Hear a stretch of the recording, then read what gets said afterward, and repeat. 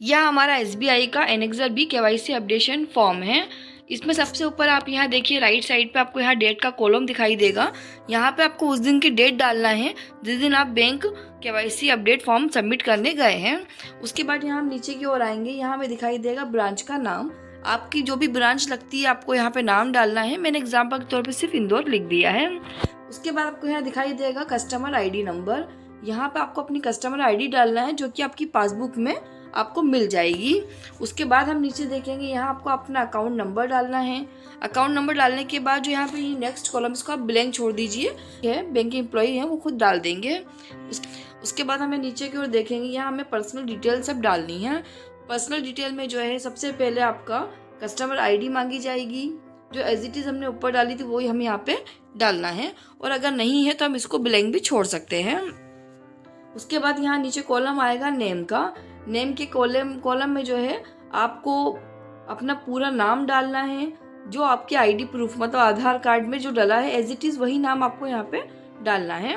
नाम डालने में सबसे पहले आपको यहाँ पे सिलेक्ट करना है कि अगर आप आदमी हैं तो आपको मेल है तो आपको यहाँ पे मिस्टर लिखना है, और अगर मैरिड वूमेन है तो आपको मिसेस लिखना है MRS, और अगर आप सिंगल हैं तो आपको मिस डालना है, सिंगल गर्ल है तो मिस डालेंगे। उसके बाद यहाँ पे जो हमें दिखाई दे रहा है, यहाँ पे आपको अपना फर्स्ट नेम, मिडिल नेम और सर नेम तीनों आपको यहाँ पे इंटर करना है कैपिटल लेटर में। उसके बाद ये हम देखेंगे यहाँ पे मेडन नेम का ऑप्शन आ रहा है। इसके ये एक्चुअली आप इसको ब्लैंक छोड़ दीजिए क्योंकि ये उन लोगों के लिए होता है जैसे या तो जो महिलाएं होती हैं उनका शादी के पहले अगर नाम कुछ और होता है तो वो यहाँ पे इस पर इंटर कर सकते हैं, और नहीं तो बेहतर होगा कि आप इसको ब्लैंक छोड़ दीजिए। उसके बाद यहाँ नीचे हम देखिए यहाँ डेट ऑफ बर्थ का कॉलम आता है। ये डेट ऑफ बर्थ भी आप सेम अपने डॉक्यूमेंट के हिसाब से ही यहाँ पे डालिए। डेट ऑफ बर्थ के बाद यहाँ नेक्स्ट है जेंडर का। अगर आप पुरुष हैं तो आप मेल पे टिक करिए, अगर आप महिला हैं तो फीमेल पे टिक करिए। उसके बाद यहाँ नेक्स्ट कॉलम है आपका मैरिटल स्टेटस का। अगर आप शादीशुदा हैं तो मैरिड पे राइट लगाइए, और शादीशुदा नहीं है तो आप अनमेरिड पे राइट लगाइए। उसके बाद नेक्स्ट कॉलम जो यहाँ पर आएगा, यहाँ पे देखिए यहाँ पे नेम ऑफ फादर, मदर या स्पाउस नेम आपको डालना है।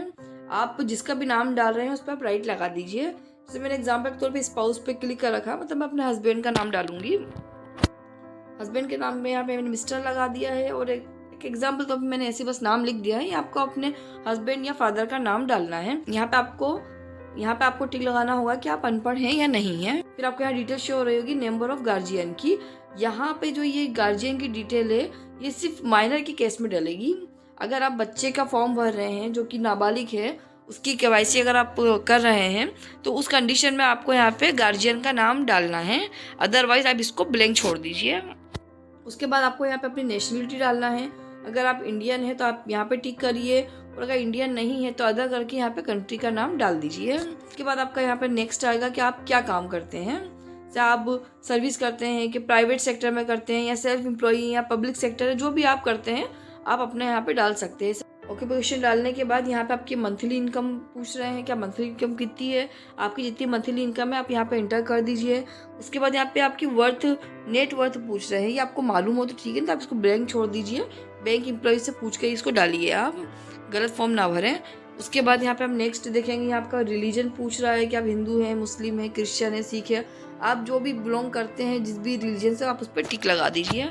उसके बाद यहाँ पे नेक्स्ट कैटेगरी का ऑप्शन आ रहा है कि आप जनरल में आते हैं, OBC में, SC में, ST पे, आप जो भी आते हैं उस पर आप राइट लगा दीजिए। यहाँ पे नेक्स्ट ऑप्शन है पर्सन विद डिसेबिलिटी का। अगर आप विकलांग है तो यस करिए, अगर नहीं है तो नो करिए। उसके बाद हमें नेक्स्ट देखेंगे, आपका एजुकेशन के बारे में डिटेल्स पूछ रहा है। जो SSC मतलब 10वीं से कम पढ़े हैं, या आपने 10th किया या 12th किया या ग्रेजुएशन किया है या पोस्ट ग्रेजुएशन या प्रोफेशनल कोई कोर्स कर रखा है या अदर है, जिस पे आप टिक लगाना चाहे लगा सकते हैं। मैंने यहाँ पे PG किया है तो मैं यहाँ पे PG पे टिक लगा रही हूँ। उसके बाद यहाँ नेक्स्ट हम देखिए ऑर्गेनाइजेशन नेम वगैरह, मतलब अगर जो प्राइवेट जॉब करते हैं तो वो अपनी कंपनी का नाम, अपनी डेजिग्नेशन, या अगर बिजनेस कर रहे हैं तो अपनी फर्म का नाम और अपने बिजनेस का नाम यहाँ पे नेचर ऑफ बिजनेस डाल सकते हैं। मतलब यहाँ पे आपको जो है यहाँ पे आपको अपने वर्क से रिलेटेड डिटेल डालनी है जो। उसके बाद यहाँ पे देखिए प्लेस ऑफ बर्थ का ऑप्शन आ रहा है। यहाँ पे आपका जहाँ बर्थ है, जहाँ की पैदाइश है आपकी, यहाँ पे आप उसका नाम डाल दीजिए। साइड में सिटीजनशिप की डिटेल है, अगर आप इंडियन है तो यहाँ पे इंडियन लिख दीजिए। उसके बाद यहाँ नेक्स्ट हम देखेंगे, अगर आपका पैन कार्ड अवेलेबल है तो यहाँ पे आप अपना पैन कार्ड का नंबर डाल दीजिए। उसके बाद हम थोड़ा और नीचे आते हैं। यहाँ पे हमें जो है कॉन्टेक्ट डिटेल अपनी डालना है। कॉन्टेक्ट डिटेल में यहाँ पे आपको अपना मोबाइल नंबर डालना है। नंबर वही डालिए जो आपको बैंक से लिंक रखना है, आपने बैंक से ऑलरेडी लिंक करवा के रखा है। उसके बाद आपको यहाँ अपनी ईमेल आईडी डालना है। ईमेल आईडी वैसे कंपलसरी नहीं है, पर अगर हो तो बिल्कुल डाल दीजिए, ताकि आपको कुछ स्टेटमेंट वगैरह निकालना हो तो आपके पास में मेल आईडी पर डिटेल आ जाए। आपको नेट बैंकिंग यूज़ करना हो तो उसमें आपको ईमेल आईडी की जो है रिक्वायरमेंट होती है।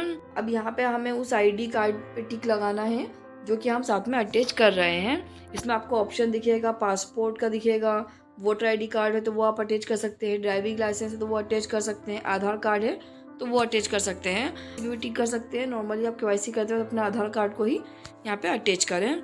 उसके बाद अगर आपने यहाँ पे आधार कार्ड पे टिक लगाया है तो यहाँ आपको आधार कार्ड का नंबर डालना है, या आपने पासपोर्ट लिखा है, वोटर आईडी जो भी आपने लिखा है उसका रजिस्ट्रेशन नंबर की आपको डिटेल यहाँ पर डालना है। जो भी हम आईडी कार्ड लगा रहे हैं उसकी हमें यहाँ पे इशू डेट डालना है। इशू डेट तो आपको नॉर्मली सब में मिल जाएगी, लेकिन यहाँ जो एक्सपायरी डेट का ऑप्शन है ये सभी के लिए नहीं है।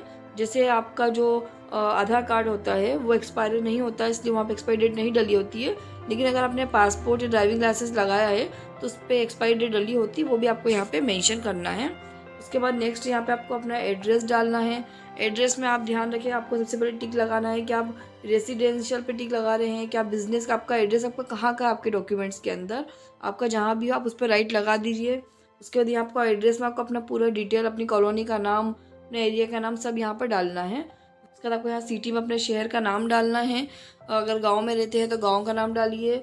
उसके बाद आपके डिस्ट्रिक्ट में आपके ज़िले का नाम आएगा, स्टेट में आप MP UP जहाँ से बिलोंग करते हैं आप वहाँ का नाम डालिए। उसके बाद यहाँ पे पिन कोड जो है आपके आईडी कार्ड पे जो पिन कोड डला हुआ है वो आपको पिन कोड यहाँ पे मेंशन करना है।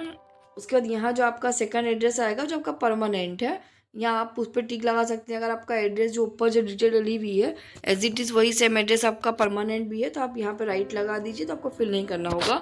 और आपका एड्रेस डिफरेंट है तो फिर आप पूरी डिटेल यहाँ पे वापस से डाल दीजिए, आपको जो भी एक्स्ट्रा एड्रेस डालना है।